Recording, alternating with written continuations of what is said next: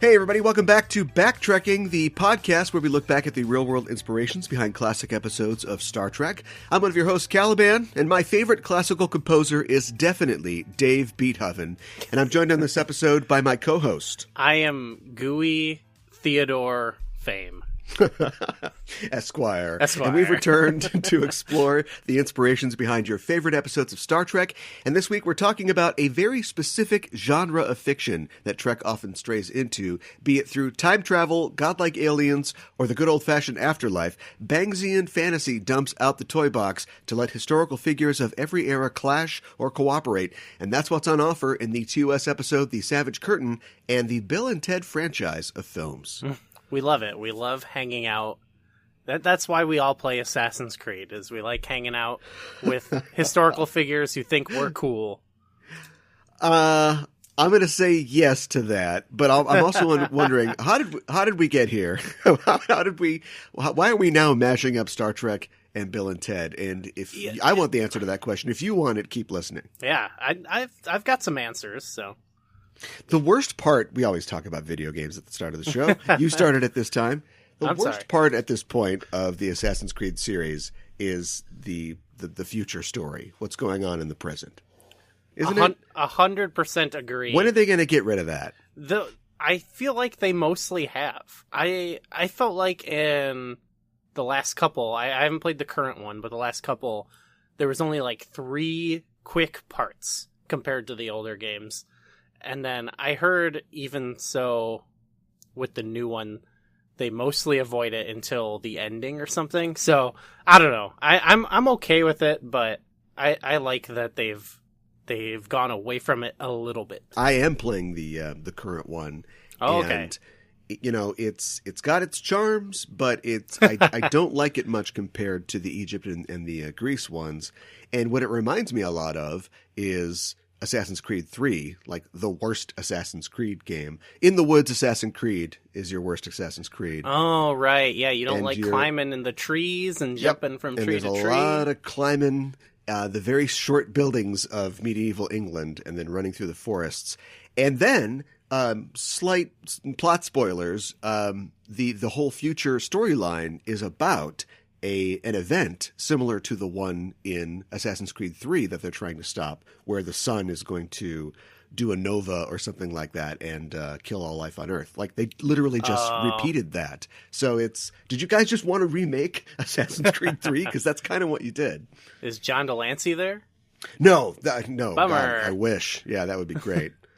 But that's enough video game talk for now. I wanted to talk about Trek news quick.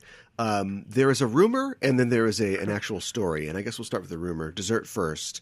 I heard from a fairly reliable source, a guy I know. I'll just tell you who it is. It's the Star Trek communist, Will Wynn, who's been on Enterprising Individuals before. He has no reason, as far as I know, to lie. But he has said that he heard on a podcast that Lycia Naff, the actress who played Sonia Gomez, said that Sonia Gomez will be returning on Lower Decks. She will appear as a character. Oh, okay. I was waiting for you to say, like, Picard or something, and I was going to be like, why? But she spills coffee on him 35 years later. She's now an AI, and she has come back for revenge. She's in his replicator. She's blasts tea all over him. Yeah. Okay, in Lower Decks, that's actually like that's really good. Yeah. Now, I guess. Now we test once more the resolve of Lower Decks and their theory of punching up or down or which way they're punching. Do they do a 3-breast joke? 3-breast joke? Lycia, wait. Lycia Naff played the 3-breasted sex worker in Total Recall. That's the other thing she's famous for. Oh, I didn't know that was her. Yeah. Okay. So I guess they don't. Okay. Because no, they're not. 2 Star Trek fans, one will get it and one wouldn't. So yeah, they're not going to go there. I mean, I do like that movie. I didn't know that was her. That's now I'm going to just think of Sonia Gomez when I watch that. Right. I'm so sorry. Whoops. Does this make it better? Yeah. Right. Oh.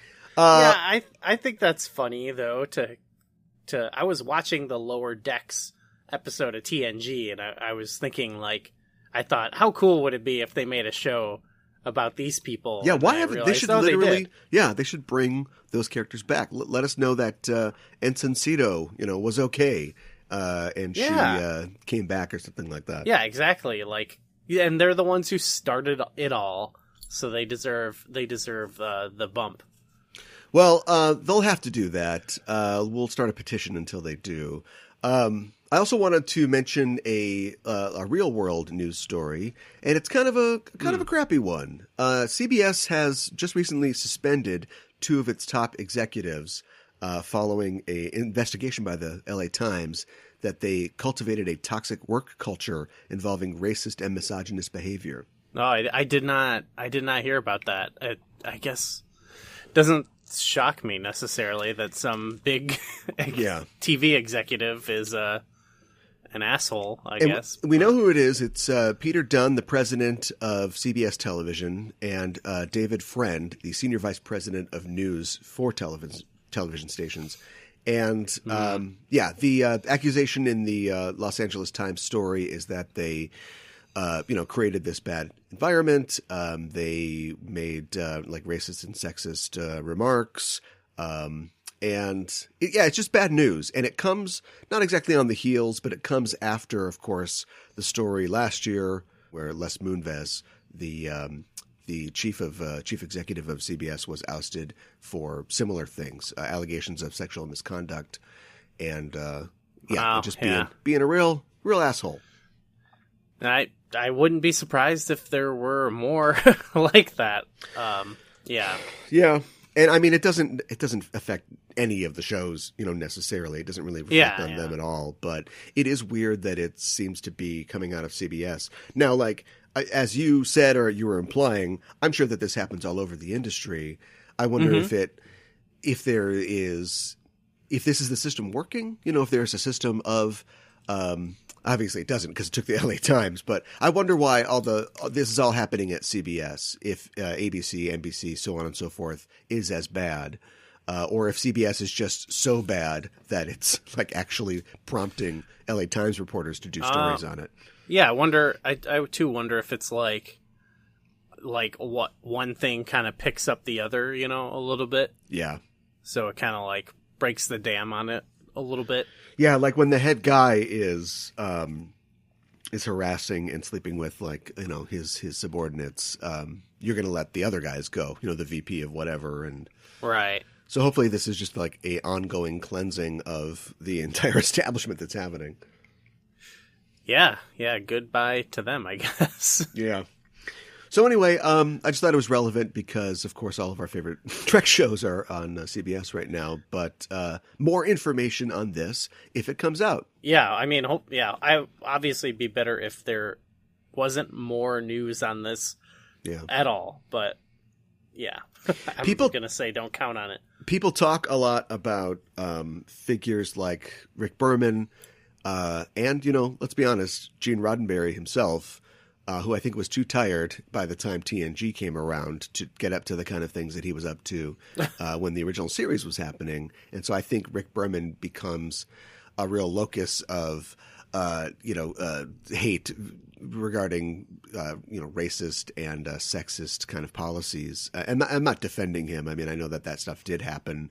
You and I were talking about sort of like oral histories and tell-all books before we started recording that say outright, people just say that happened. Here's an example.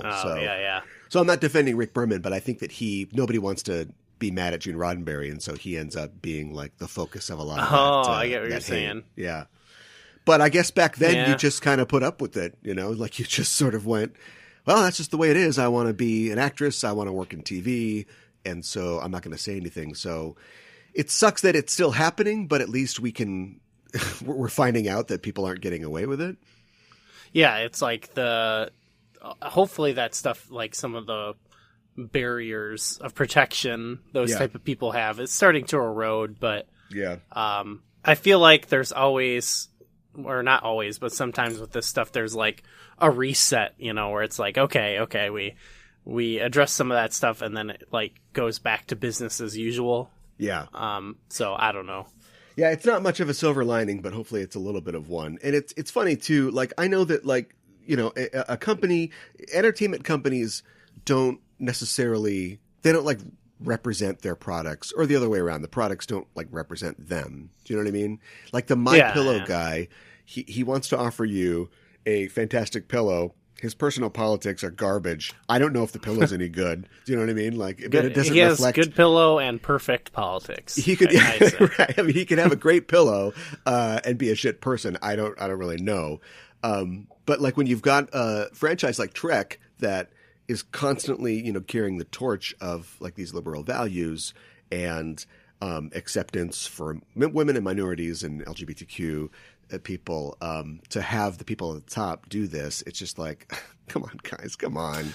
Yeah, you know? But I guess that's always the nature of it being like a, you know, a product for, you know, that's owned by a big corporation, I guess, you know. Yeah. It's kind of, kind of unfortunately, it would be great what we're stuck with, you know. It would be great if that they could be, you know, vertically, internally consistent as far as those values go. If Star Trek could be made by a worker co-op, like that'd be sick. Absolutely.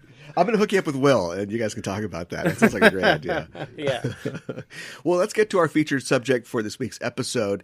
You know, Star Trek is beloved for many reasons, not the least of which is its depiction of a future utopia that lets us know that finally, someday, humanity is going to figure things out.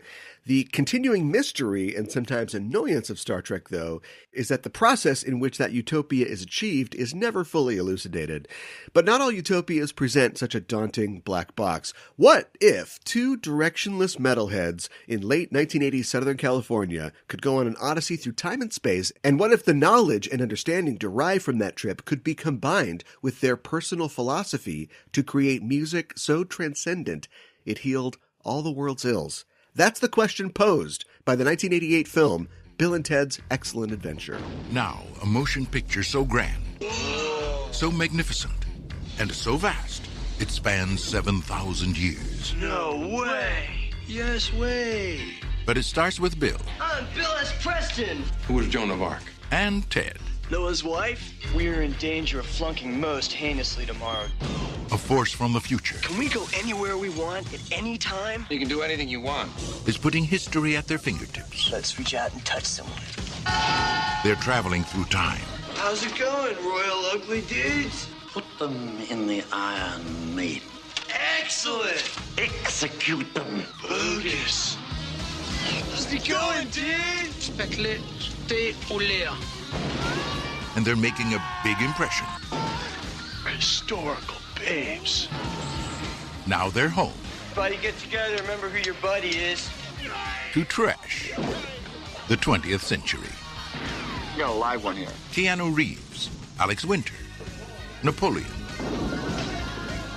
We're from history. Billy the Kid.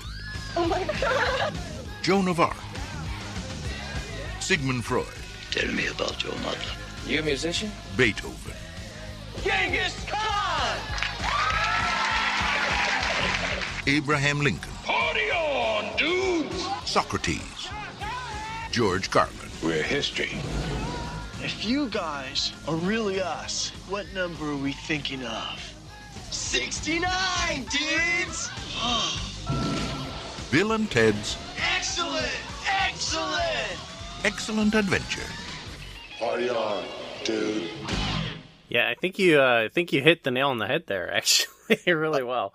The reason that we are here in a roundabout way is that, you know, it's President's Day is coming up. Are we doing this before or after President's Day? I think this comes out a couple days before. Yeah, all right. President's Day is coming up, so I had that right. President's Day is on Monday the 15th this year. It is a holiday that was instituted to not only commemorate Washington's birthday, George Washington's birthday, but also Abraham Lincoln's birthday. They were both born in February. Washington was born on the 11th of February in 1731. That's on the old style calendar of Britain. Britain changed to the Gregorian calendar in 1752 for weird-ass reasons. So really his birthday is on the 22nd of February. And Lincoln's birthday is on February 12th, 1809, as we hear in the film. Yeah, and that's LINC. L-O-N. I love when he's like, yeah, I know how to spell Lincoln. He's just like, oh, okay. Yeah. So it's it's a holiday that, it's one of those holidays where, it's on a Monday and, some schools get it off. And I guess maybe banks paid close extra, or whatever. maybe. I don't know. Maybe. Yeah. But I don't think anybody really thinks about, what it means. And I don't know if we should think about what it means or if we care. Yeah, I don't really care, honestly. I think presidents are way too important. I think presidents have been really most of our problems in the last 90 or 100 years or so. Yeah, I don't care about those guys. And I think that it's really telling and really interesting that, and we'll just skip to the end of the film, when they're giving their reports in school, we see a couple reports from not Bill and Ted as we're, leading up to Bill and Ted's report. And there's the dumb jock, there's the guy who's clearly a rich kid and he's going to be, a CEO of a TV network harassing somebody someday. And then there's a young girl who is clearly like the brain of the class, and she's talking about the French Revolution, and she's comparing 80s California to the French Revolution through the eyes of Marie Antoinette. And so she talks about the masses having their television sets and let them eat fast food instead of let them eat cake. And she says that, Marie Antoinette was beheaded, and there's like somebody in the crowd goes, bummer. I thought that was kind of funny. And she talks about, instead of beheading, we impeach our leaders today. And I thought that was very interesting. Sometimes they're impeached twice, but you know what? You can't behead somebody twice. Yeah, and one of them is more effective, I would say. Yeah, in terms of actual consequences, but you only have to do one once. Yeah, that's a great way to put it. Yeah. How familiar are you with this film? I love come this out movie. yourself a little later than it came out. Yeah, I love this movie. It's one that was like I didn't really like love it or anything as like a kid or any. It's not, like it was just like a movie that always existed. Yeah, and you always knew it. It wasn't one I watched a lot. But then, as I got older, I think I watched this sometime in like my 20s. I was like, oh yeah, this is a classic. And then I rewatched it again last year as like already being a fan, getting ready for that new one that came out. And I was like, yeah, I think it's actually, I think one of my favorite movies of that time. Yeah. I think it's one of my favorite movies, period. And I kind of came to it from a long road. It was one of those movies that I don't know if you know this experience, but like the time that I grew up in, people were getting VCRs. And so we were you'd have like a couple tapes, right? You'd have like, that your parents bought from the store, or maybe you're a movie fan, I don't know, but we had a couple tapes, and then you've got a couple blank tapes, and so you tape things off a TV. Oh yeah. And I had taped this off a TV, and then because it's like video games, like I've only got like 3 or 4 tapes, so you watch those tapes over and over again. Oh, you're telling me? Yeah, I had like 5 to 10 that were just like constant rotation. Yeah, so I'd seen this movie like this, and movies like Ghostbusters and Roger Rabbit. Like I'd seen this 50 times, like before I graduated from high school, and I kind of left it. After I went to see Bogus Journey in the theaters in 91 or whatever, didn't like it and thought, well, that's it for me and the Bill and Ted sort of franchise. But I kept coming back to it, and as I got older and I learned more about films, and I didn't go to film school, but became a film fan and quote unquote expert, went back to the film and realized like how well it's done and how effortless it's structured and how well it flows and how subtly funny that it is. And oh my God. it doesn't like it's so low stakes, but it reaps such rewards. And I wasn't gonna watch it for this. I wasn't gonna watch it again. But I got up this morning. I thought about not doing it too because I know it so well. Yeah, I know it back to front. But I got up this morning and I was in a terrible mood. For some reasons that we talked about off the air before. And I thought, oh, what the hell, I'll watch it. And immediately I was brought back. I was laughing at jokes I'd heard 100 times and was just really appreciating it and thinking about watching Bogus Journey later. It's good. I rewatched that last summer too, and it is really good. I liked both of those a lot last year when I watched it, but then I especially liked it again And because you mentioned this right in the beginning, that it doesn't have like this black box about what the path to the enlightenment of the future is. Yeah. But also it doesn't have that about, like, it doesn't waste your time. Like, right away the movie tells you this, like, immediately, and they just tell you it in like exposition dialogue. Yeah. And I love that. And the big reason why is this is coming after us watching Wonder Woman 1984, Yeah. which is twice as long and is equally as silly. Yeah. And Yeah. makes about as much sense, even though it has twice the time. You know what I mean? Like, I like in this that they're just like, they don't care. They're not, and this is granted a comedy movie, but like, they're just like, we're not gonna like waste your time here. We're not gonna try to make everything seem serious, but then also throw in like, you know, random things that don't make sense. It's just like, it is what it is what I love. Speaking about of presidents, also a classic president in that film as well for President's Day. It's a movie, Bill and Ted, that shares the philosophy of its leads. You know what I mean? Yes. If Bill and Ted made a movie, it would probably be like this. It doesn't mean anybody any harm. It's not too smart, and it's not really trying to. It's not really trying to sell you on something other than, you know, be excellent to each other and party on, dude.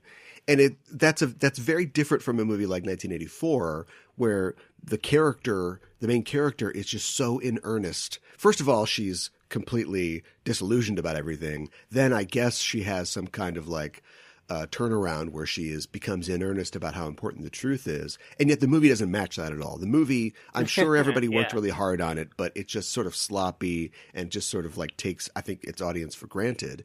Whereas this film is like, it's totally engaged with the audience, but also it's not trying to sell you on all that much. It's just saying like, have a good time, learn about history. It's fun. Go to that bar where they don't card you in the Old West, you know, and that's it. It's like, okay, it's first and foremost like, okay, it's a comedy, and it's just like, we're gonna just deliver that constantly. Like, it's so filled with jokes and all that stuff. Yeah. You know? Yeah. And it's not shooting high, you know, like having Bernie Casey, and maybe it works because it's Bernie Casey, he's so stern, but talking about how you think that Caesar is a salad dressing dude, like that just works. It's like, I almost don't. It's like hard. I was like worried. Like, are we just going to describe every joke in minute detail? We just might.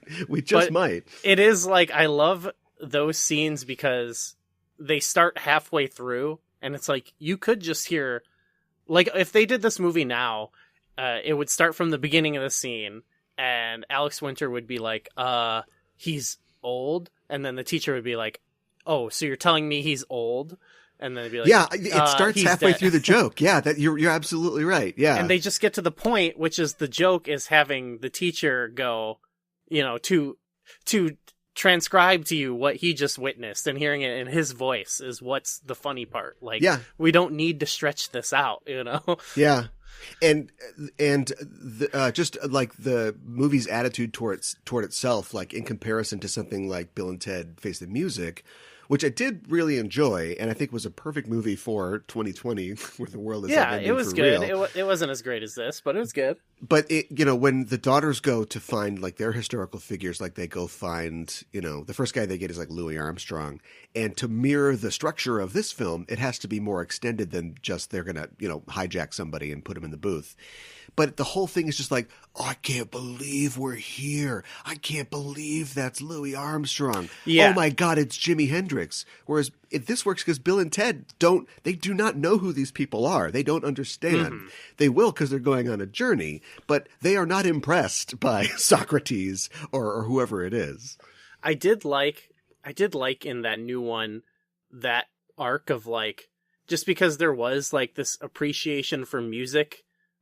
Even they weren't going for just totally comedy with that. Like, I liked the like Jimi Hendrix being, you know, brought in by Louis Armstrong because of his appreciation for him, you know. Right. So I kind of like that. Yeah. But yeah, you're totally right. It wasn't like in this. What I love about this is that they get Billy the Kid, and then like he's just on their crew and he's like with them, Yeah, and they yeah. even say like you're adapting to time travel like with ease, and it's just like it's funny because they know it's silly, you know, and Yeah. then but they don't even like they don't make an over the top like They don't hang too much on that. Yeah. yeah, there's a line that's funnier because they don't dwell on it, and it's Plus, there's it's really there's an good. extra dynamic in Face the Music because Bill and Ted are still extant on their own journey in the story, and their daughters are really more of a device to sort of collect everybody. Yeah, and also they're the like point, the fans because Yeah, every and movie yeah. now has to have the fans. and the point of the story. Well, that's true, but it works. It works so well in that story, and I want to talk about the writers in a little bit. But it Oh, works yeah. because they are the secret weapon. Like Bill and Ted, you know, unknowingly created these two people that could complete that task, whether they knew that they were doing that or not. And so it works that they are really impressed by the historical figures and they are really talented musically, and then Bill and Ted can run off and fight the robot or whatever else they're doing, going The on their old own version personal journey. of Yeah. themselves. Yeah, Man, I now I want to yeah. watch Face the Music. That's a lot smarter movie than people gave it credit for, I think. it's really good, and it's good for the same reasons that this movie is that it's not shooting high, even though it's about like bringing the whole world together or whatever, but it's not, it's still low stakes despite that. Yeah. And it's, you know, it's like low budget or whatever, but it's, I don't know, it's just like nice and simple, and like it's not like a bloated, you know, every movie now is so bloated, I feel like. Yeah. And this is just like, they're all to the point. You know, they do not waste your time. Yeah, and it's a movie with like, you know, 9 historical figures that are all sort of packed into it, and it's not bloated. Yeah. Yeah, there is like too much stuff in the movie, but it works in its favor somehow, you know? The writers of the movie are Ed Solomon and Chris Matheson, a pair of guys that often write together. And the idea came from, they were doing like improv or stand up or something like that, like, you know, like an 80s writer would. And they had like these characters, like these stoner characters. And it just sort of went like, well, what if we have this thing? And they wrote it on spec.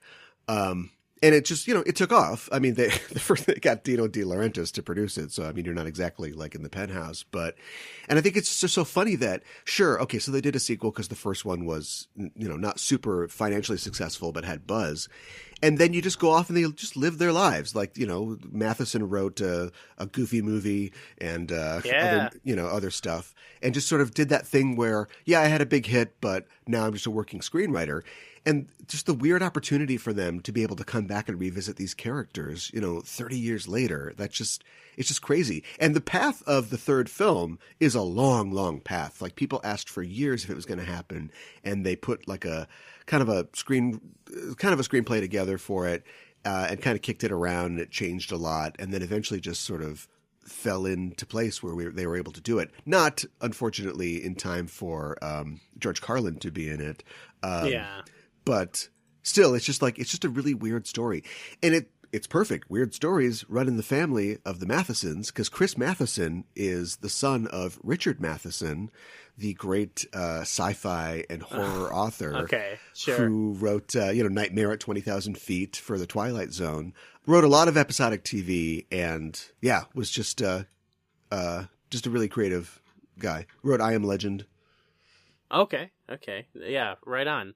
You made me think like that they got to kind of come and do this third one, and what's great about it is because those two guys and they take it seriously. Like, they take the making the movies seriously, but they don't like take the lore or like legacy of Bill and Ted like too seriously, because they're always kind of self-deprecating, and I think that's what makes the new one so great, is that it's not trying to be like, I mean, it hasn't come out yet, but like that new Ghostbusters movie where it's super reverent and, you know, like, you know, super reverent over a movie where a guy gets a ghost blowjob. You know what I mean? Like, Right. Can you imagine if they made that like some super weighty, like, oh, remember Bill and Ted, you know, the saviors, and it's super serious. Like, no, they've always kind of goofed around on themselves. Like, even they're in all the movies. It worked because Ivan Reitman and Dan Aykroyd, are not writing Ghostbusters Afterlife. The same guys who wrote about these aspirational teenagers who then grow into failed old men are themselves not failed, but are themselves old men who are looking back on their lives and their careers. And so they really are these characters, and they are looking at this story from that perspective. I don't know who the fuck is writing Ghostbusters Afterlife, but it's definitely somebody who grew up watching Ghostbusters over and over again on a VHS. Right. And it's directed by the son, right?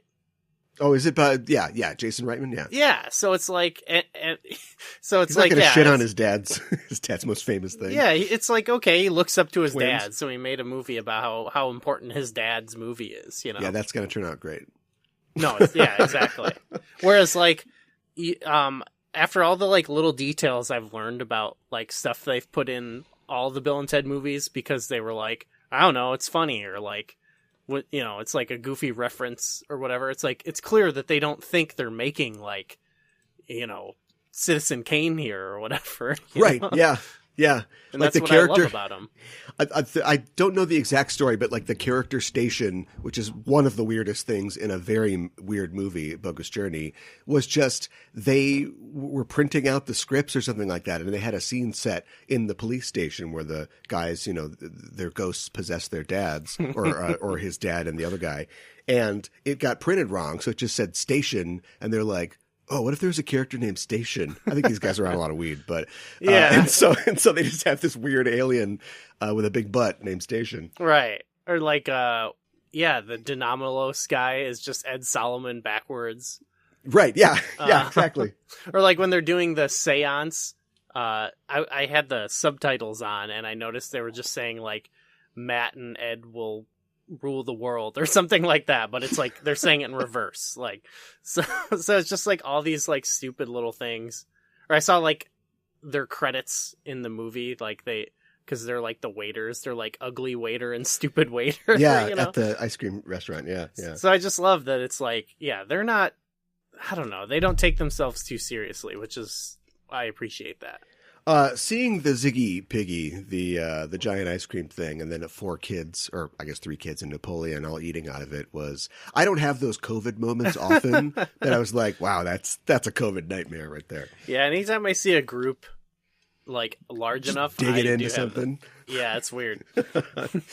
I talked before about Bangsian fantasy, and I think there are people who would argue with me that this can't be Bangsian fantasy because these characters are not dead. And I'd say, hold on, what about 2 and 3? But yes, in this film, they're not dead. But I would argue for a couple reasons. Number one of the greatest examples of Bangsian fantasy is Philip Jose Farmer's Riverworld series, which, I guess, setting spoilers, those characters are not dead. They were resurrected through sci-fi means. And I'd also say, what else would you call a genre where you bring where can Beethoven talk with Socrates and Genghis Khan? Where else could that be? Sci-fi makes that happen. It was only Bangsian fantasy because John Kendrick Bangs lived in the 19th century and nobody had invented the time travel story. Right. Yeah. Yeah. It achieves the same goal, or like it achieves the same end. Yeah. Yeah, absolutely. So it fits. And I love the idea that they're bringing all these characters together. And unlike most Bangsian fantasy, though, there is no real important interaction between them. It isn't like we get, the great philosopher of the East and he meets Socrates or Plato of the West and we figure something out, or we finally figure out who would win between Attila the Hun and Genghis Khan or something like that. They just go to the mall.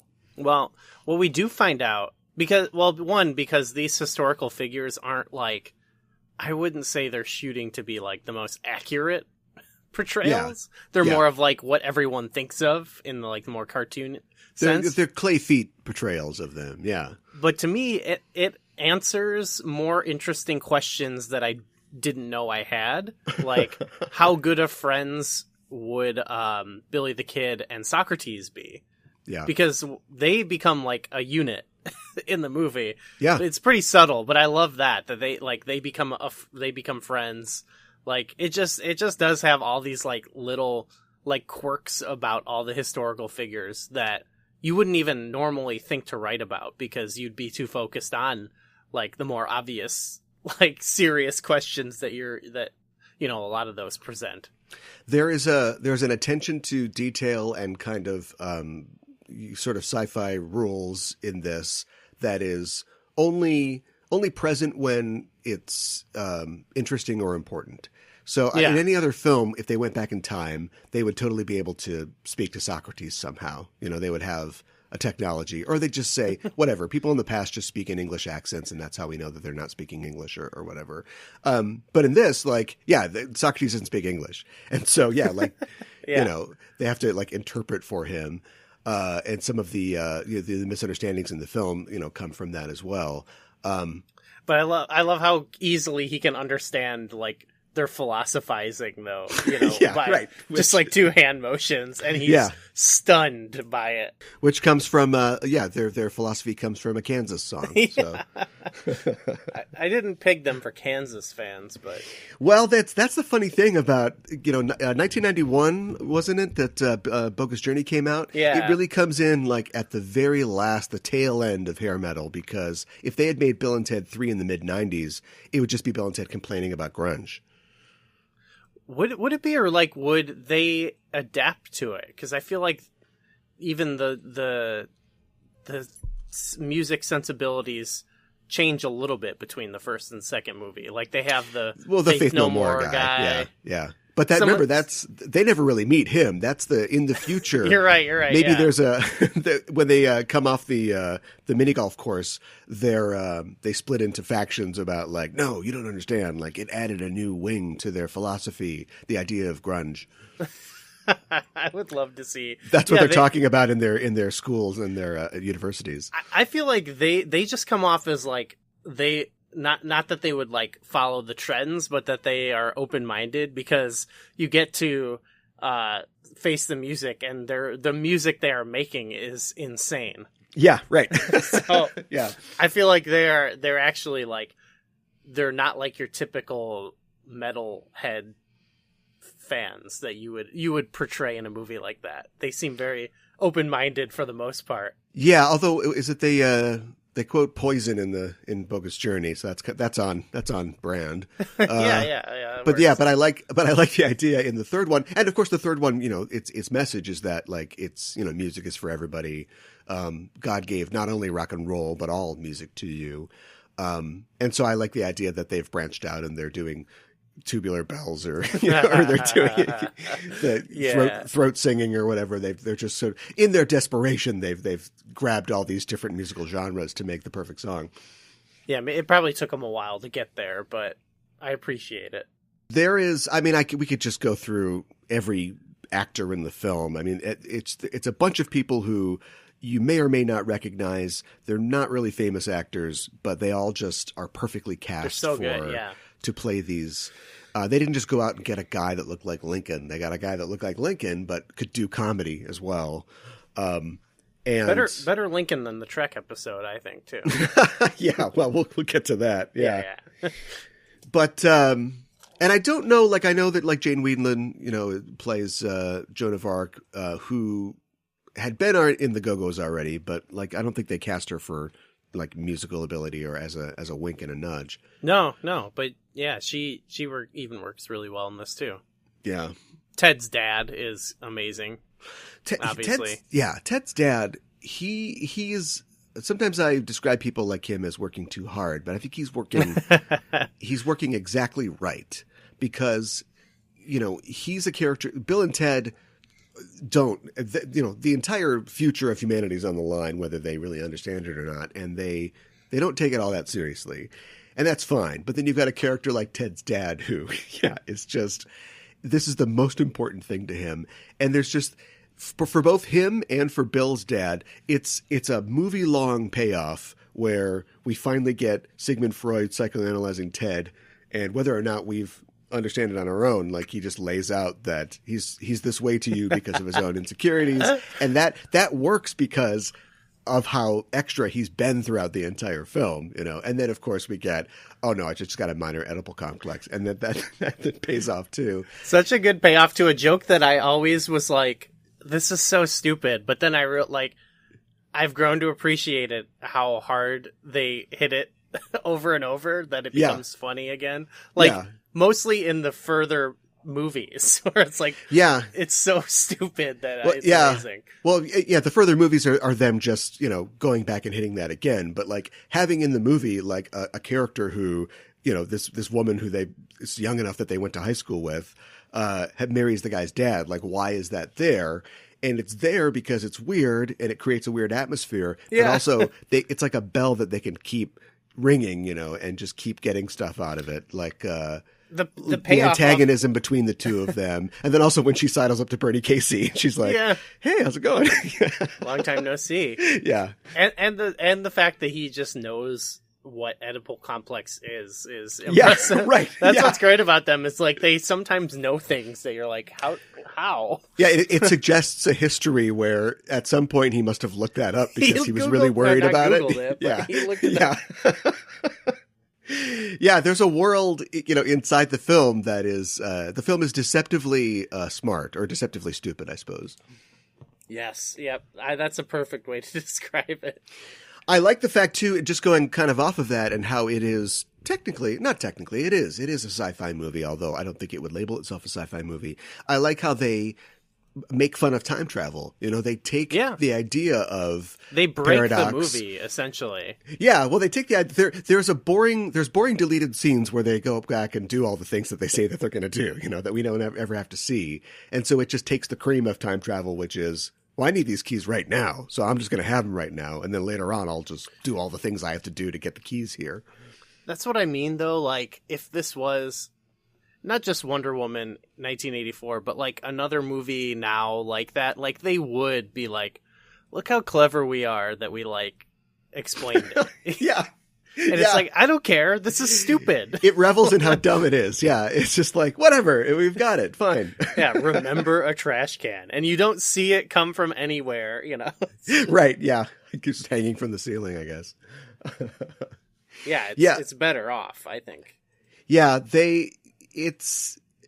I suppose it would be, people at the time probably describe, if you go back and read like old reviews, people probably described it as like, you know, dumb or anti-intellectual, but I think that it is surprisingly smart in how it values education, and it shows these guys, look, it's a low bar for these guys. Do you know what I mean? They're not going to become super geniuses, but the fact that they do apply themselves, and they do it in a way that they didn't. I think their original plan was just to like steal Napoleon and have him just talk, and then they didn't have to actually do the work. But they, over the course of the thing, you know, do end up learning these things, and then they put on this presentation and they show that they know, you know, they know some stuff. They know what they're talking about, at least enough to pass high school history.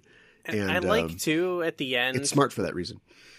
At the end with that, in regard to them, like, improving themselves, it's like at the end you have them in the garage and being like, okay, we still should learn how to play.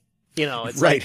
Like, there's not really, I mean, they got a lot of shortcuts, but it's like, we can't just like fake that, you know, they actually have to get better. They're not just going to like go get Eddie Van Halen or whatever.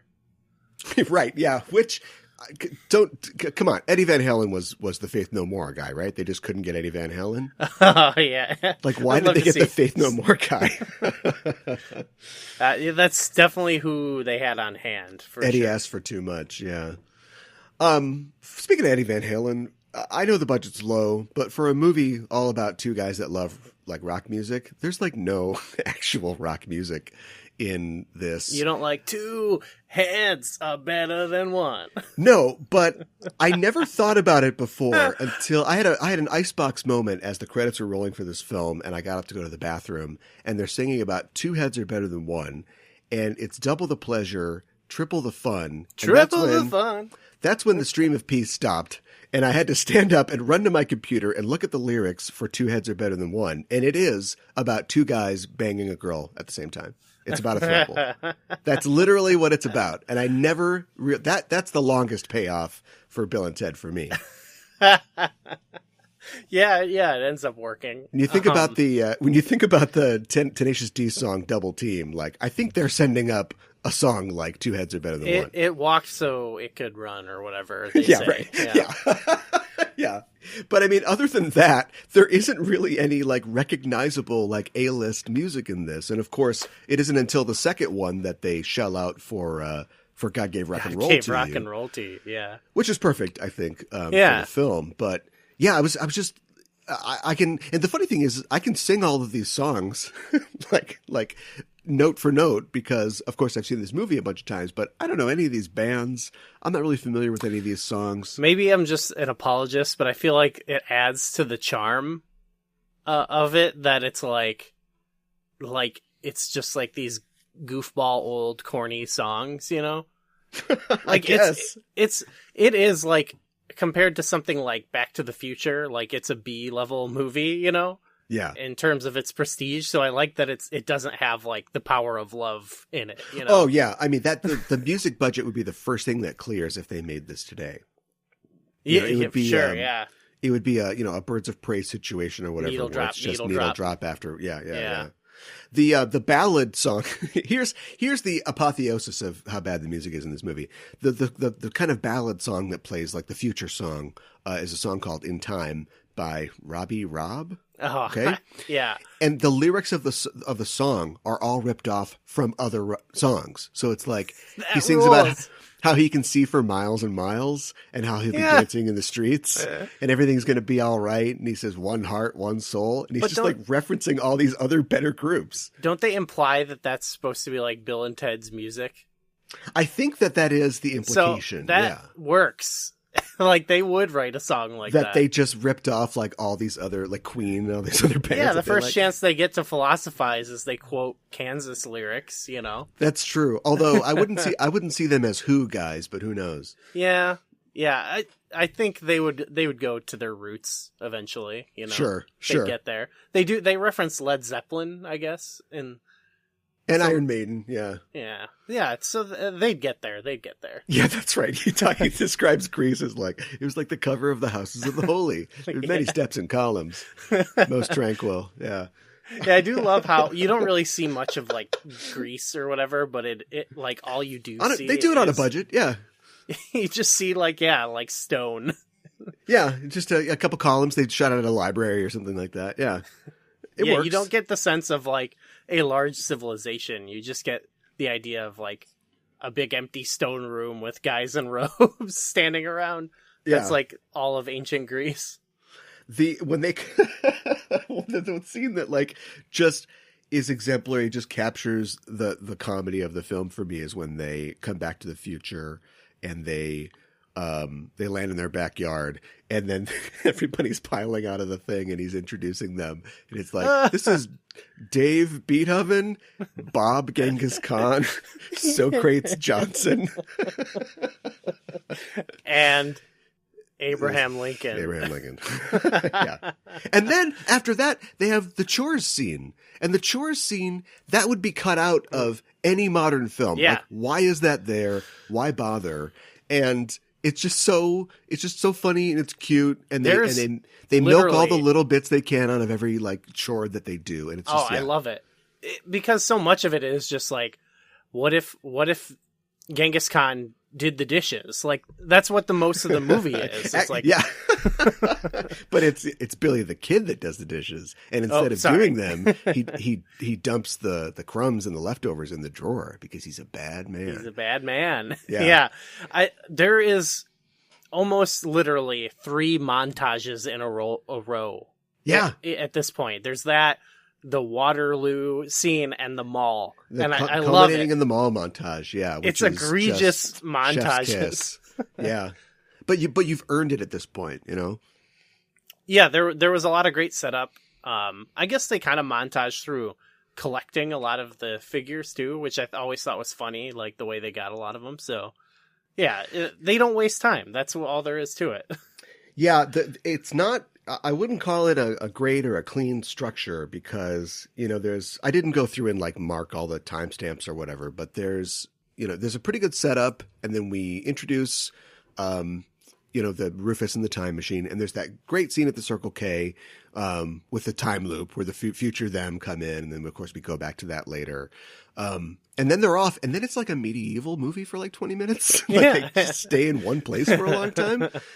I love the pacing of this movie. It's ridiculous. That sets up the girlfriends, yeah. And then by the time they kind of get all that worked out, then they have to go, and then they just montage and just grab everybody. But yeah, I mean, it totally works. And then of course you've got to have them experience the future in San Dimas, and so we get them at the mall and the mall montage, which is just it's just great. Yeah, it's like I guess there's like a couple. It's like 2 movies in this movie. Oh, it's 2, 3.5, 4 1/4. Yeah. But it works. It works really. I have no notes. I wouldn't change it. I wouldn't either. I can't even think of what I would change. There's a couple. I'd change some stuff in Bogus Journey for sure. Like we can talk about that later. But it just works. It just works so well. Yeah, it's unimpeachable. Oh God! Oh my God! It's unguillotinable. Yeah, I would not guillotine this movie. No. Would not guillotine. 5 stars. Well, I think that's a pretty good point to stop. Although I'm sure I'll have other things to say. Sure. And jokes that I remember as we go on. I did want to say before we transition out of this, I wonder how well the future of the Wild Stallions has evolved or has aged, because we don't see much of it. It's actually one thing that I don't really like about Face the Music is that we don't see much of the future in the future film. But of course, Rufus tells us at the beginning that bowling averages are way up and mini golf scores are way down. And if everybody's just riding water slides and playing mini golf in the future, I think I'd want a little more from my future. Or maybe that's the perfect future. I'm not sure which. If it's just me going to the arcade, playing Afterburner, and then having ice cream and going to the water slide, maybe that is the way to go. I don't know. Maybe there's just some more to it. I don't know. Or maybe there's some new truths discovered in those activities. A Zen-like truth that you get. Well, yeah, Napoleon seemed to be getting that when he was at Waterloo's. Yeah, you hit a new stage of enlightenment when you take a Ziggy Piggy and then go down those slides. Okay, that's it then. 80s SoCal summer that's the perfect future. So get on that, Star Trek. That must be what Ryza is like. Maybe it's like, I could see like a Star Wars style, like there's like the Southern California planet, and that's like one of the places, and then there's like that's Ryza, yeah. There's Vanessa like Williams welcomes Midwest. You when you get there. Like, I want my small town Midwest. The planet. Stranger Things future, yeah. Yeah. All right, let's take a break for a word from our sponsors, and we'll be back with more backtracking.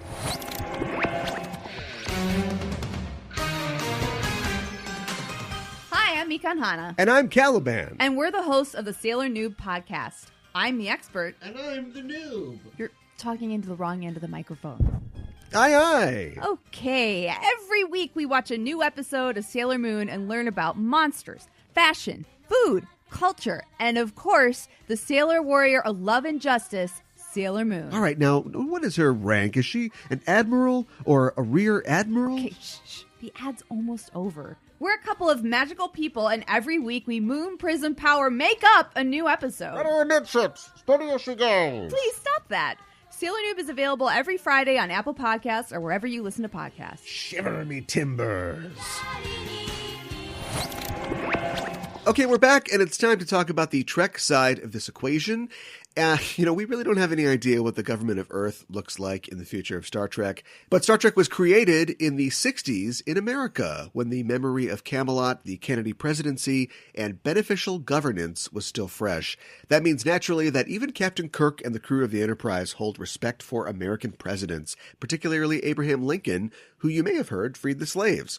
The racial and social unrest of the 60s and the recent passage of the Civil Rights Act at that time meant that the legacy of Lincoln was being reevaluated. So if you had to have at least one president appear on a 60s sci-fi series, Honest Abe was a shoo-in. Is he any good in a fight, though? That's the question that's explored in the original series episode, The Savage Curtain.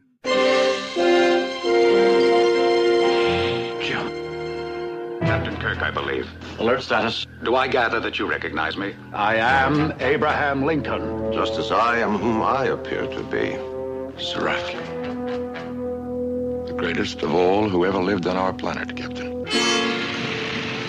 Some of these you may know through history. Colonel Green, who led a genocidal war. Zora, Genghis Khan, Kalis. Sirach, no need to blame yourself. We have a complete power failure. What happened? The shielding is breaking down, and I estimate 4 hours before the ship blows up. To save your ship and your crew, you have to win.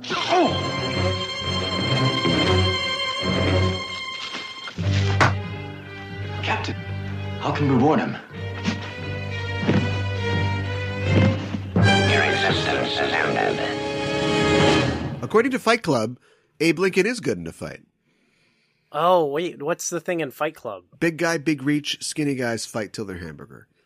Yeah, I don't know. See, I think maybe Abe Lincoln in his youth, when he was a wrestler, like maybe, but I think he would get demolished by Genghis Khan. Yeah, the Marfan syndrome would be a real disadvantage, I think. Right. Though not the Genghis Khan in this episode. He kind of looks like a dork. I feel like he's huge though. They he's cast that big guy for his height. Yeah, he is huge. But he just looks like a dork. But the Genghis Khan in Bill and Ted would probably destroy Abraham Lincoln. Oh, for sure. And with a smile on his face the whole time. Yeah. Before we even dive in, tell me if I'm being dumb. What's the Savage Curtain?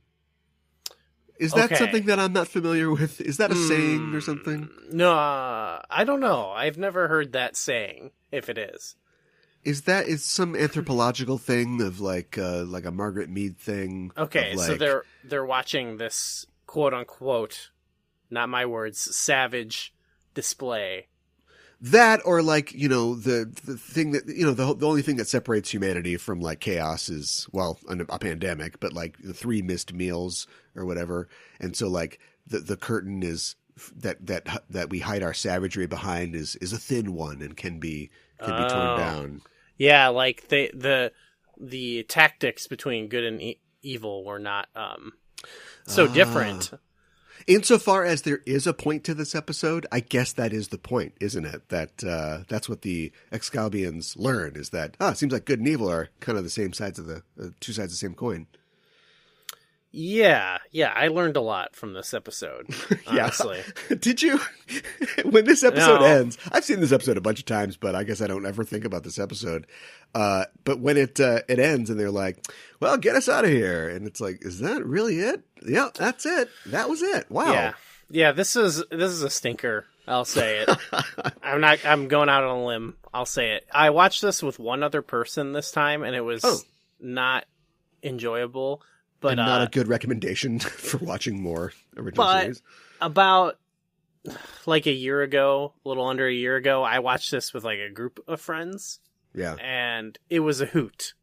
But when you're like kind of forced to like confront some of the more deliberate pacing of this episode with just one other person, it's not as much of a hoot. But when you're like recovering from laughing at, the appearance of Abraham Lincoln, some of the nonsense kind of slips away, Yeah, I guess. I mean, that's really like what's on offer here is Abraham Lincoln and historical figures. But otherwise, like, I mean, we know this. It's just Arena, right? Like they're just doing Arena. Exactly. Only unlike Arena, where Kirk refuses, until forced to fight for someone's entertainment. Kirk's just like, let's do this thing. And Spock's like, I don't want to fight. And neither does Surak. And Abraham Lincoln's not looking like he wants to fight either. And Kirk's like, no, we have to fight.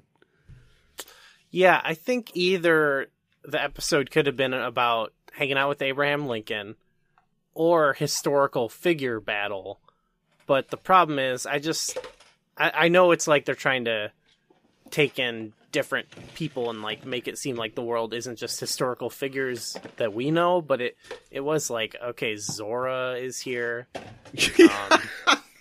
I don't even care that Surak is here, and he was kind of interesting. But how do the teams work, and what is actually happening here? Because we know that the Excalbians have power over their planet. We know that they have power over the Enterprise, and they can create, in however they do it, they can create convincing facsimiles of mental scans that they get from the crew of the Enterprise. So we know Kirk's real, Spock's real, and then also there is a human historical figure and a Klingon Vulcan historical figure. But are Green and Zora real? Do you know what I mean? Or it's like they're or which are the bad guys real at all, or are they all simulations as well? Because the two humans, I suppose, would be Green and Genghis Khan, but Genghis Khan doesn't know who Kahless is. Although he would he would be so into Kahless if he knew who Kahless was. Yeah, but don't they sort of imply that like they're given knowledge of things that they don't understand? So like maybe they took the brain scan, and then they're also like, you also know this guy. You're also friends with him now. So did they reach into like Earth's past somehow and get Green and then scanned his brain, and Green's favorite person is Green, and they're like, well, that's not going to work. So they gave him Zora or something like that? Maybe, well, because I think it works better, I think, if everybody except Kirk and Spock are simulations, right? I think they're all simulations, I think. Yeah, but what does Kirk care about Zora? It's weird. We don't get much about her, so maybe we get nothing about her. So that's probably like they just like took a blip of him seeing like her picture in a history book, I guess she just contributes nothing. And just a bit of trivia, I guess I'm not sure. I think this is in the script. It's definitely an extended material, but she's a Tiburonian, who they are aliens with weird ears. And the only other Tiburonian we see is the guy in The Way to Eden, who's taking all the hippies to the poison planet or whatever. Yeah, I think they needed to cut to the chase.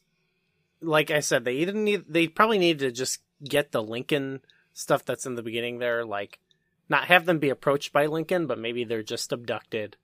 Yeah. And then spend more time with like all these fictional characters instead of having them just be like soldiers that don't have any lines.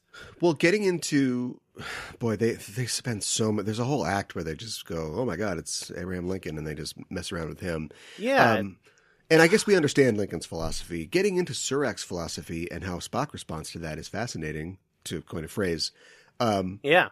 And you're right. They should dig more into the bad guys. But here's the problem. Gene Roddenberry, who wrote this, they're all just racist stereotypes, except for the one white actual racist. So you've got like yellow peril characters. Yeah. I don't know what's going on with Kaliss's makeup. Even That's Kahless insane. is a racist It's character. insane. And he's an alien. Yeah. He's a racist depiction of an alien. So I don't even know what's happening. It's super rough. And the sad thing is, like I said, this is Roddenberry. We've already dealt with this because when we did our Star Trek Is show for Enterprising Individuals, which is not out yet, but it will be soon. We talked about his pitch, Mr. Socrates, Mr. Socrates. This is that pitch. Oh yeah, right. Where it's just like, yeah, you take all these characters and you're hanging out with them. Yeah, he literally wanted to do a Bangsian thing where we have Socrates and Abraham Lincoln supposedly and other characters, and just bounce them off each other and fight in a gladiatorial way.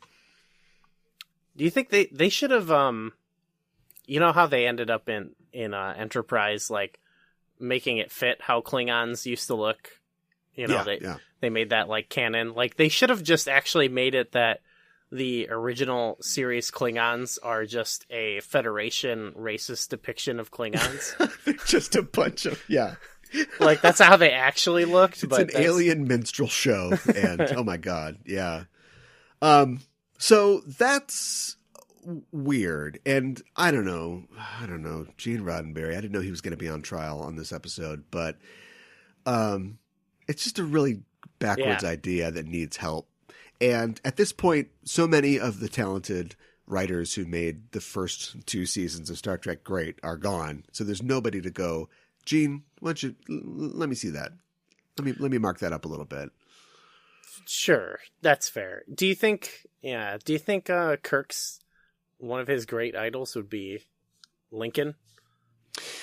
Well, like I said in my intro, yeah. I think people were really thinking about Lincoln at this point. I know that Lincoln was an idol for Roddenberry himself, and his merchandising company connected to his Star Trek properties was called Lincoln Enterprises or something like that. And so, it is a little bit of authorial intent and voice here. Okay, yeah, because I always, I don't know, whatever, like the real life Horatio Hornblower, I feel like that would be Kirk's most. If he was a lawyer from Illinois, yeah.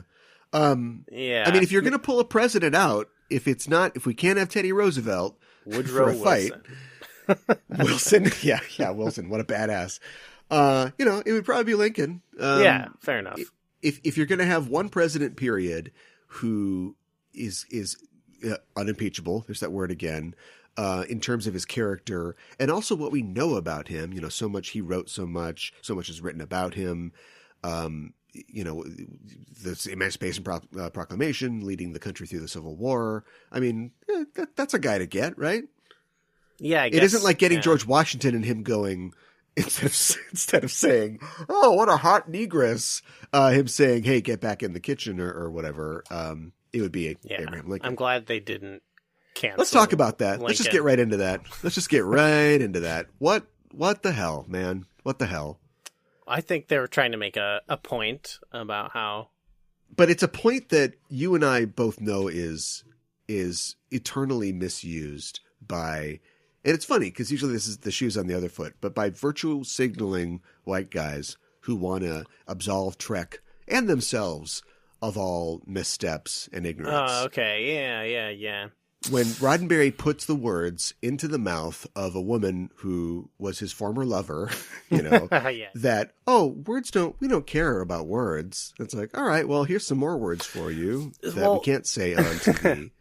So, yeah, my thoughts on it would be, because, like, that statement, it's probably not going to be true of the future, but it will, like, probably the words that would be hurtful in that time period are ones we haven't even conceived of, so it's like, well, that's probably true. Like the actual thing that would probably happen there is he would say that he would be like, "I'm sorry," and she would be like, yeah, I don't even know what that word means anymore.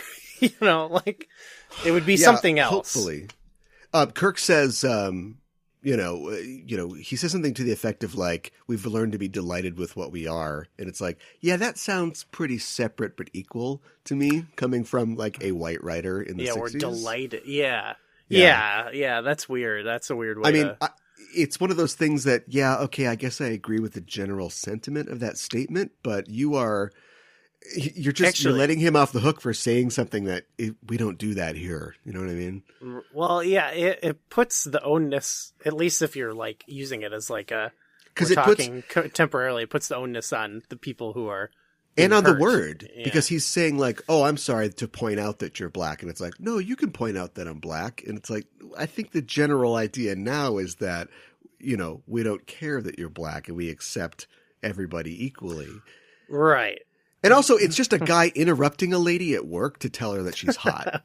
Like, I just looking at that scene again, I'm like, she's about to talk to the captain, and he's like, "Wow, that's a hot black woman." It's like, excuse me, I'm talking to my boss here. So I'm sorry, I didn't mean to refer to you that way.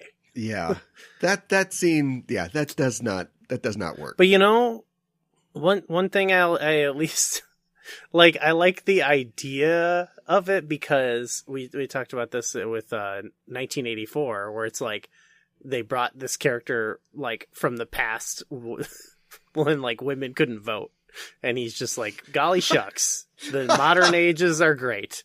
Yeah, right. Don't, like, I at least that they like tried to acknowledge that, like, oh my God, that had to be in an early draft, right? Where like you introduce POTUS before as a presence before we go to the White House, and then he's like, "Oh, that guy's the president now." She's like, "I didn't vote for him." He's like, "You can vote," like, right, something like that. Yeah, and then he's like, "I don't know about this," Yeah, like he's just shocked by all the like civil rights issues that have come up and down. Black people we don't see in the film. Yeah. Right. Like, so at least they totally fumble it, but it's like some acknowledgement.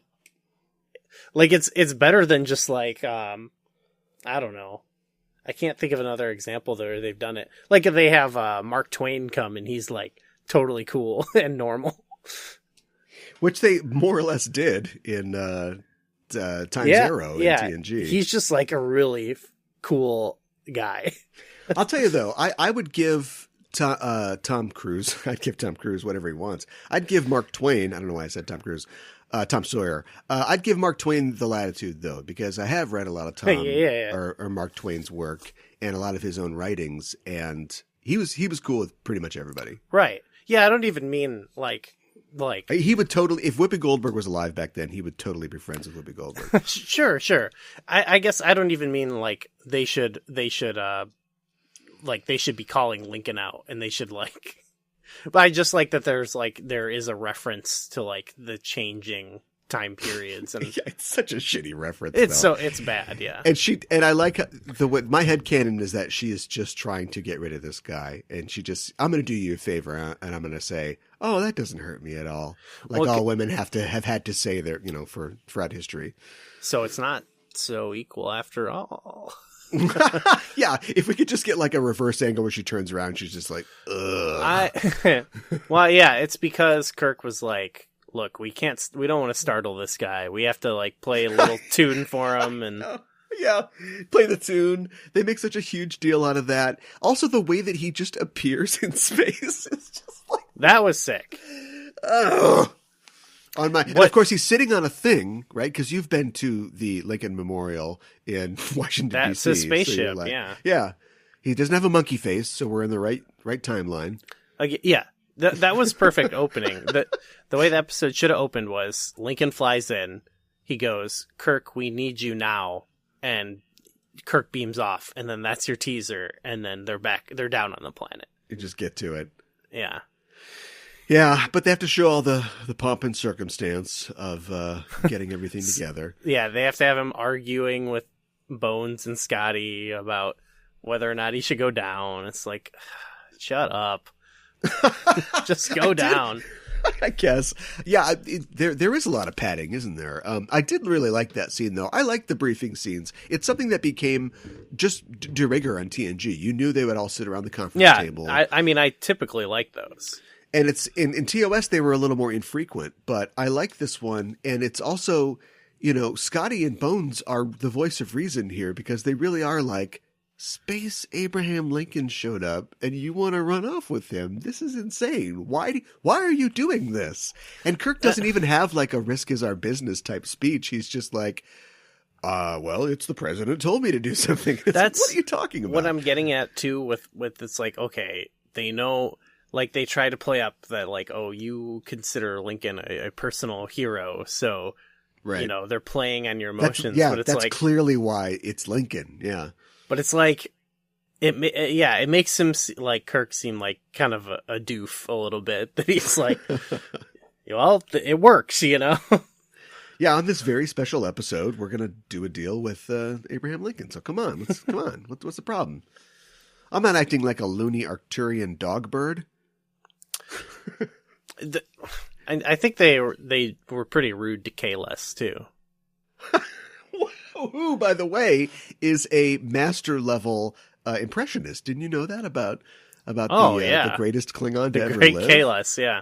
Also could throw his voice. It's cool that they like kind of reinterpret a lot of like they make Kahless seem like a cool guy in TNG, and that's getting back to what I mean about like TOS seeming like propaganda against them. Like they should almost have like an episode where Worf watches this episode and is like, "Ugh, Kahless on the evil team? Like he's one of the most, right, honorable warriors in our history." Yeah, the Rock, I mean, who knows what the Rock guy's value system is, but they definitely make it clear that we're talking good and evil here. The probably the most important contribution that this episode made to Trek is, world building for future installments of Trek, right? I mean, Green's not that big of a deal, but he does show up in Enterprise, and Surak, of course, would go on to become, in the lore of Star Trek, a very important figure who does also show up in Enterprise. Yeah. I at least at least there's something that came out of this, and there's some good, like it's kind of got a good nothing for Zora, meme though. quality. Yeah, it's got meme quality. That's okay. She didn't really. I mean, there's still time. Discovery season 4. I'm going to pitch a Zora. Yeah, I'm going to pitch a Zora story for Discovery season 4. I'm sure someone has tried at some point. It's so indicative of the decay of, late Trek, late third season and late third season Trek, in that this is like the last time we see Uhura. She's not in any of the episodes after this.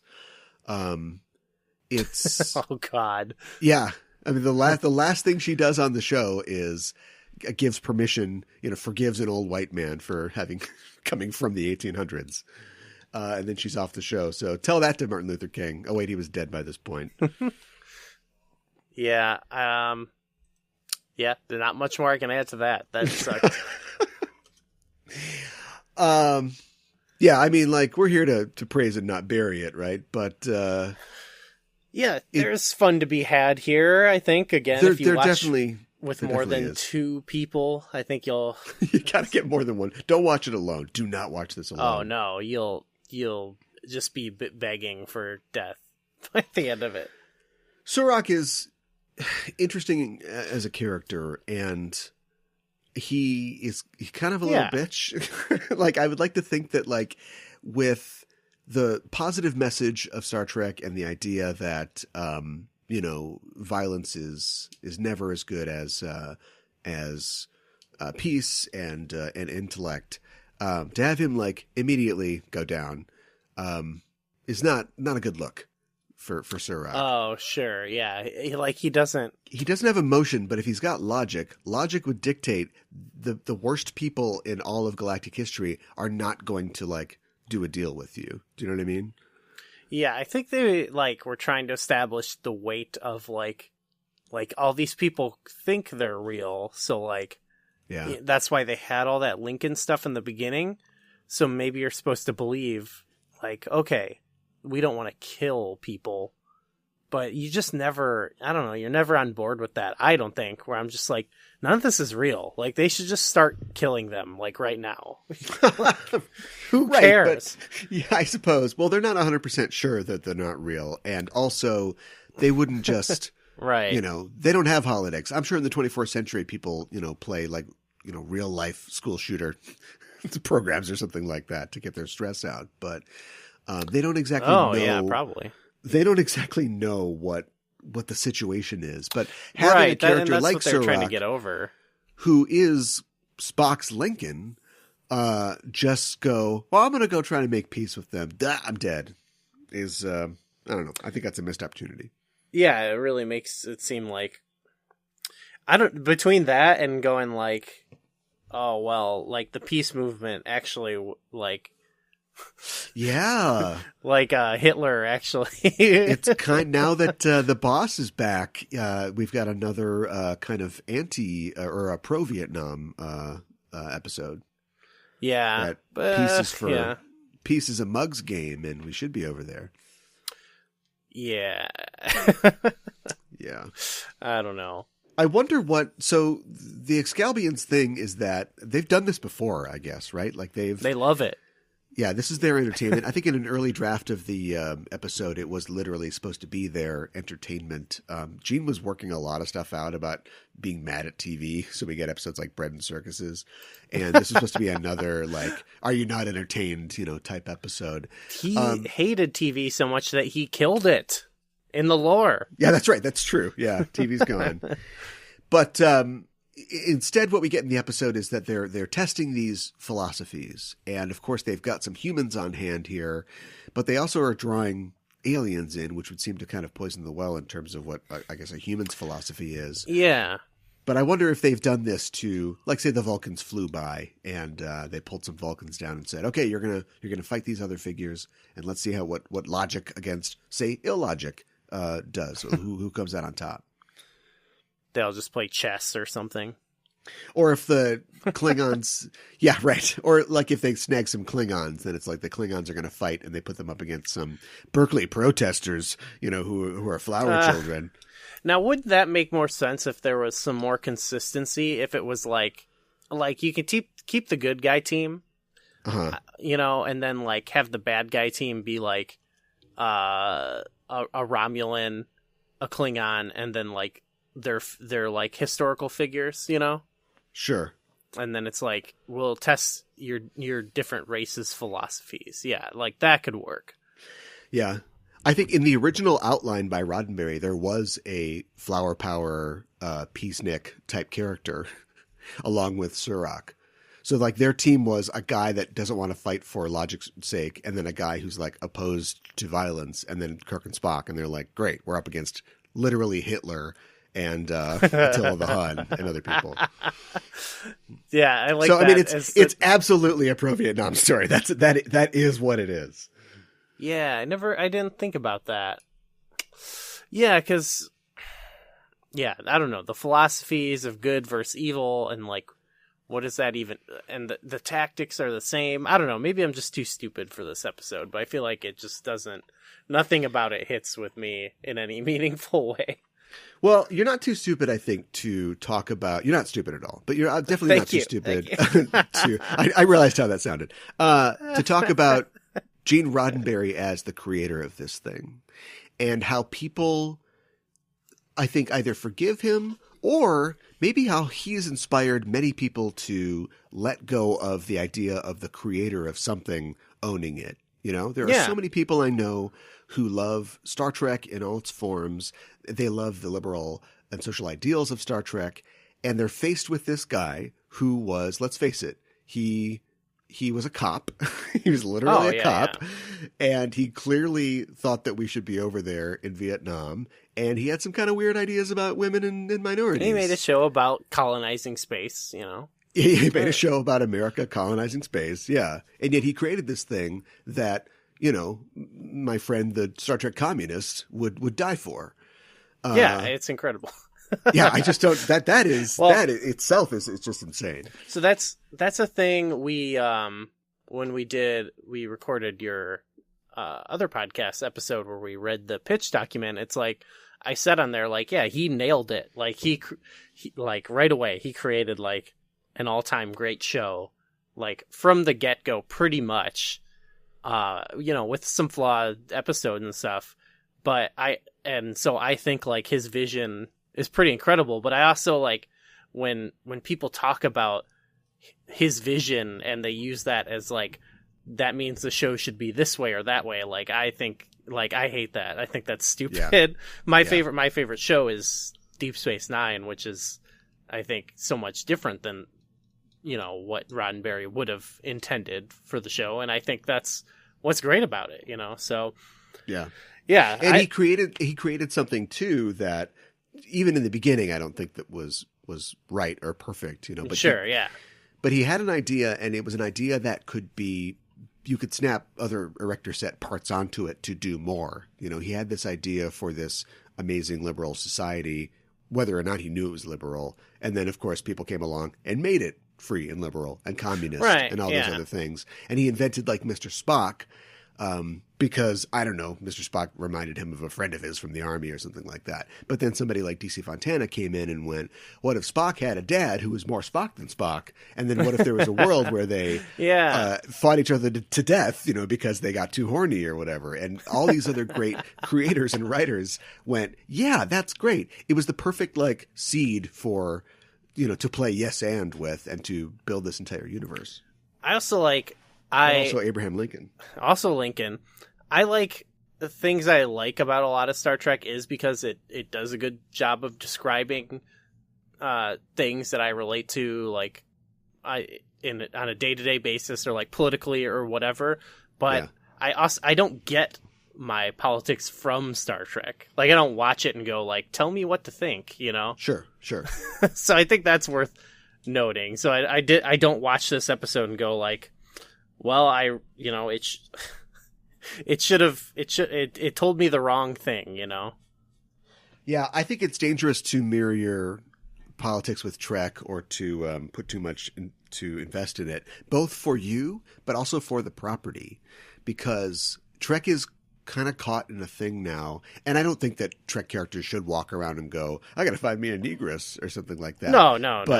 But I think definitely characters in Discovery all have to be perfect, and they all have to be both accepting of gays and gay themselves. Do you know what I mean? The fact they have that, to be aspirational. Yeah, and it's we're asking the CBS our to world tell us how to act. Yeah, right. Our world sucks so much, and we want to see this amazing world so much that you can't. It's like the magnified version of the whole Gene Roddenberry doesn't want his characters to fight thing. A world, 100%, yeah. A world needs to. You have to have conflict. It has to have dark times and bright times, and you have to be able to put people through the ringer and societies in your stories as well. And when you get a world like Discovery where everything has to be super great, everybody has to be really happy all the time. Everyone has to be nice. And nice to each other. Yeah. It's it feels like a lot of things now. We talked about it with Wonder Woman 84, but I feel like a lot of superhero movies are like that now, where even the villains all have to be nice. Yeah. And it's just they're misunderstood or something like that. And it's our entertainment has to make us feel good all the time. Yeah. And I don't think that's we got lost a little bit. I don't think that is what entertainment is for, especially didactic entertainment like Star Trek. So what we're saying is keep in the Lincoln Negress line. Oh gosh. That's a deal with the devil. That was No, that was rough. That was very rough. I'm not gonna lie. And it's in the same episode where a dude is literally in blackface. So let's talk about a weird one. Let's talk about technology. Technology is the thing that helps our characters do what they do, but also it's often the complication in their worlds. So on every show, we randomly pick from a list of Star Trek technologies. We add what we get to the non-Trek media and subtract it from the Trek episode to see how each will be different. We call this our technological exchange. And on our list of technology, we've got 10 technologies, or 10 forms of technology. We've got phasers, holodecks, tricorders, transporters, warp drive, replicators, communicators, shields, advanced medical technology, and androids. And I'm going to roll on my random number selecting device. This should be good.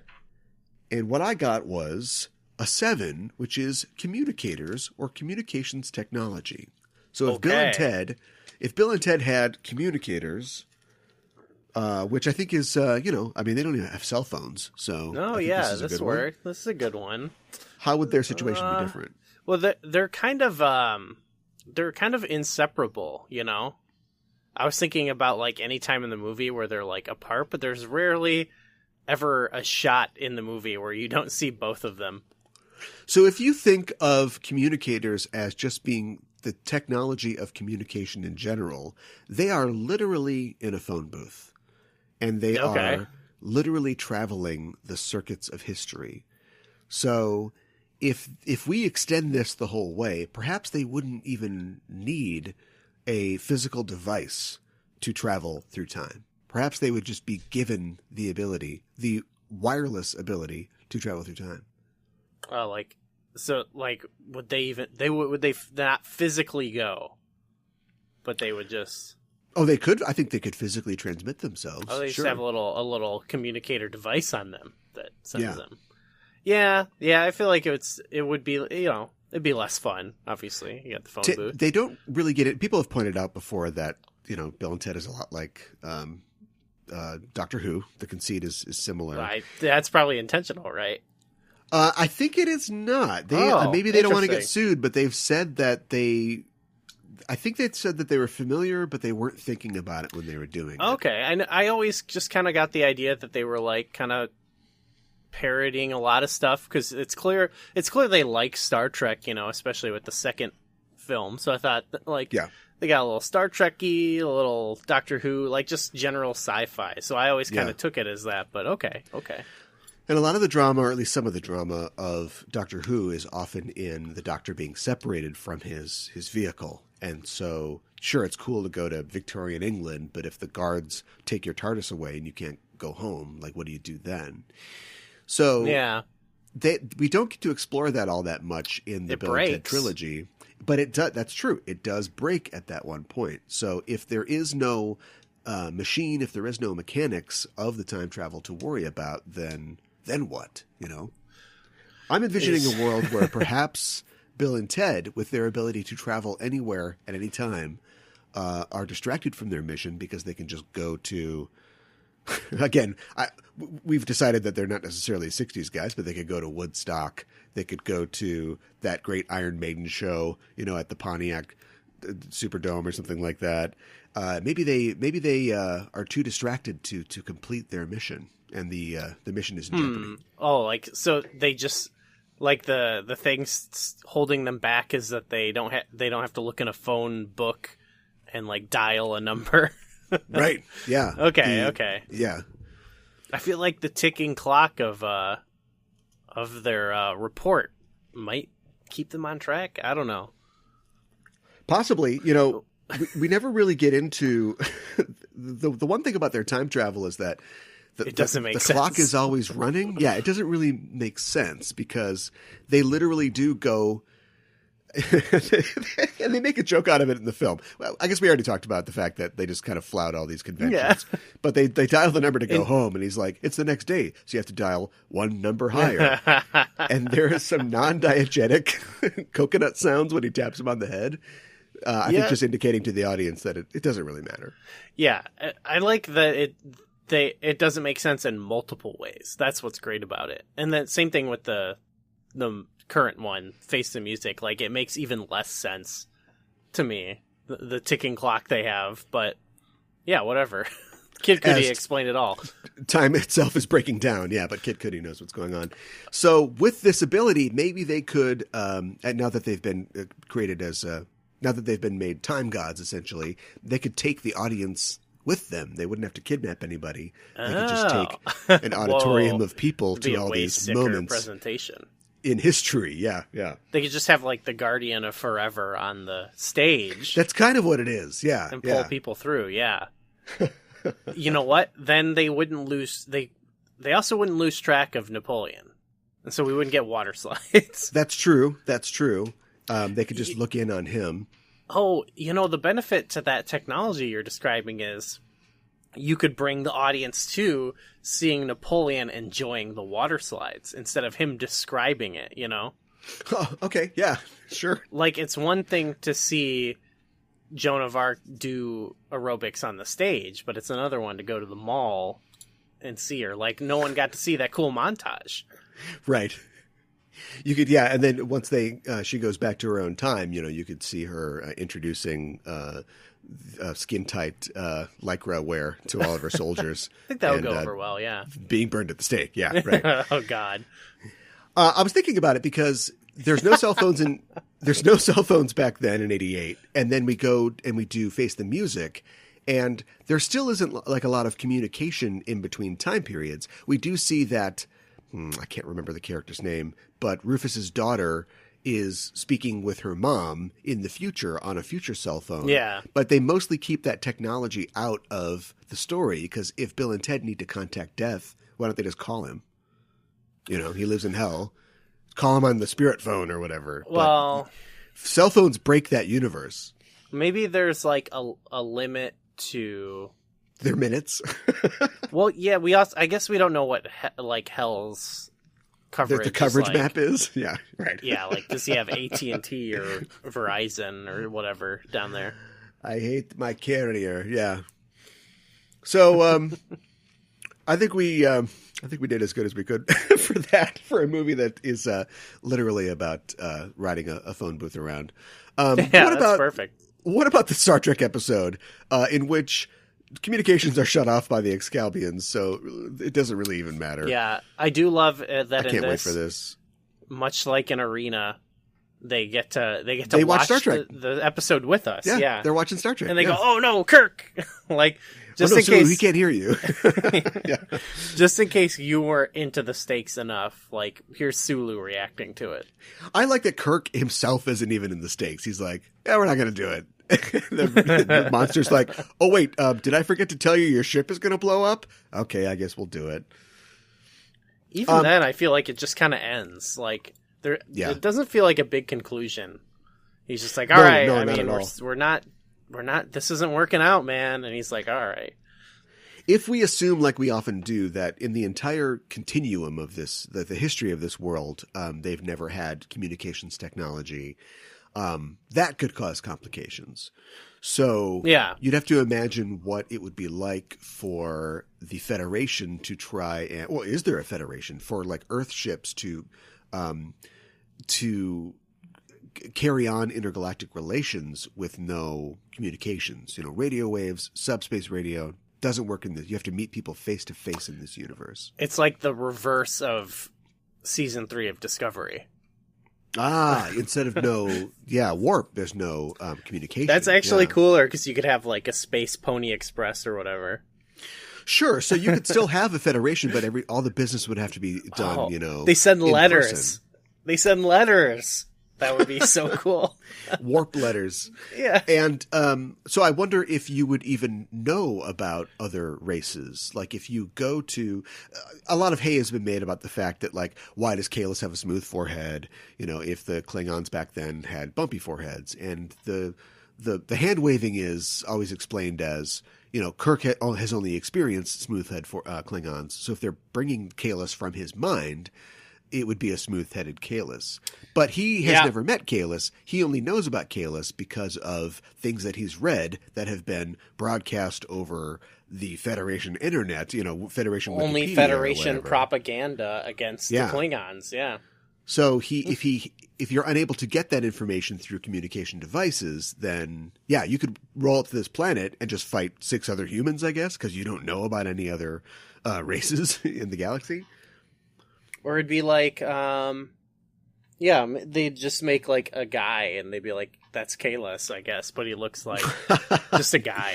I don't know. No Zora. Yeah. Maybe Spock's not even there because you haven't met the Vulcans, or maybe you have. Yeah. How can they can still go like the same speed, right? Lincoln has to literally fly up to the ship, find a porthole, and then like knock on the window and be like, "Hey, I'm the president of the United States. Can I come in?" No screens at all. Yeah. I love that. I love, too, that they didn't just shoot him, like, on the planet. Sure, a mass has formed on the planet, and there is a life sign. It's Abraham Lincoln. Like, he literally flies up, and then once he's like, can I come aboard? Sure. Okay, over and out. And they cut from him to a view of the planet again. Like he was on some sub-channel or something like that. Yeah. Just send him. He's just go down literally to the in planet. space. Yeah. It's just so go weird. down to the planet. I think Gene was pretty checked out at this point. It is cool. No, well, it is cool to see Lincoln flying around in space. You know, it's an indelible image. When you put that like in a thumbnail or you put that on Twitter or something, people immediately know that what you're talking about, and you're referencing just the weirdness of Trek. They know you mean business too. Yeah. Yeah. You're a real fan for sure. That should have the episode should have been kind of like my idea of ship battle bots, but they could add ship historical figures and they all ride around on thrones and then they like launch off of them and like get into fist fights in space. Like imagine if it was just Lincoln. What is it with you and fist fighting in space? Ships are fighting each other. People are fighting each other. I just love the realness of it. You know, you got all the lasers and everything, but like want to see you fight someone with your bare hands, you know? Do you think that, like, sometimes I torture myself and I imagine that, like, say Twitter existed in the time of the Civil War. Like, would Lincoln have survived? Would his reputation as a good man survive? No. If he had to you tweet? you can already find, like, awful things he's ever said. Yeah. Imagine Speaking of Twitter, Yeah. this is crazy, but apparently the supermodel Bar Rafali said at one point on her Twitter account that she quoted the "no honorable way to kill" line from Lincoln as an actual quote from Lincoln. She was called out for that. Oh. See, yeah. There would be so many misattributions, like... Yeah. There would be memes of who would be like the Marilyn Monroe of their time, where they just get misquoted like all the time. She's got a lot of Instagram followers, though. Yeah. Marilyn Monroe. Yeah, exactly. There would be like some version of that. She's blowing up just... on the gram. She's big on gram, yeah. Yeah, the emancipation tweet thread. Right, yeah. It would be insufferable. 7 years ago, 1 out of 13. Yeah. Well, 7 tweets ago. I think that Jesus Christ, I almost ended it before that happened. Yeah. They do the same joke in the movie. I think that yeah, that's true. I think that we've proved that all communication was a mistake and that technology should never have existed. And so I think we'll close it up for here. But let's talk about what's going on the next episode of Backtracking. Oh, my goodness. Oh, well, we're going to be doing a Valentine's Day special. Yes. It's coming out after Valentine's Day, but we'll still be in the mood for love. Like Bad Boyfriends, one day late. We had to get the President's Day in. That was so important. It's a very important holiday. So we're going to be talking about the classic rom-com, 10 Things I Hate About You. Yes. And the connection that it has to Elon of Troyes from the original series. Yes. Should we reveal how it connects later? So much. Well, I mean, I think it's just that. Is it just obvious? Okay. Yeah. I think, or we'll just leave people guessing. That's a tease. If you don't know, you're a dummy. I'm just kidding. Yeah, when I sat down to watch this original series episode that I knew was kind of bad, like the first 30 seconds, I had that feeling of CJ in Grand Theft Auto thinking, shit, here we go again. Yeah. And I know I'm going to feel that when I sit down to watch the third season episode, Elon of Troyes. A lot of third season going on. Yeah, I had the opposite feelings between this and Bill and Ted, where I was like excited to rewatch that and not really with Savage Curtain. They're like the opposites to me.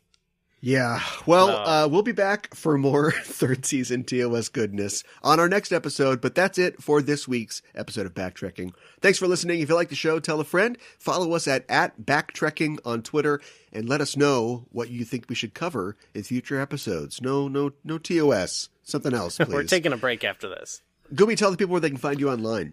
You can find me on Twitter. I'm at GooeyFame. And I'm at KA1IBAN on Twitter. You can find all the shows on the Just Enough Trope Network by going to @JustEnoughTrope on Twitter. And that is it for us. We will see you soon. And until then, keep on trekking.